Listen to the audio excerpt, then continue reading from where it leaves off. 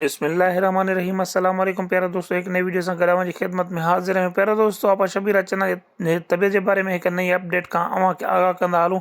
आपा शबीर अचना जी फैमिली के कल डॉक्टर डाओ हॉस्पिटल घुरायो हो ऐं चयो त सुभाणे तव्हांखे वेही करे असां सां कुछ ॻाल्हि ॿोल करणी पवंदी। उन जे लाइ आपा शबीर जी तमाम फैमिली डाओ हॉस्पिटल पहुची चुकी है।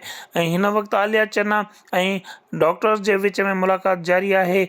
तमाम सीनियर अदाकार ऐं परस्तार पिण हॉस्पिटल पहुची चुका हैं। कुरान खानी जो सिलसिलो जारी है।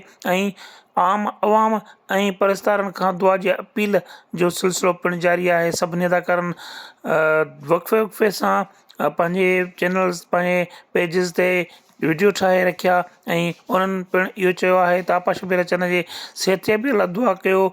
आलिया चन्ना पिण बार बार चवंदी रहे पई त अम्मा जे सिहतयाबी लाइ दुआ कयो, प्लीज़ दुआ कयो, दुआ कयो।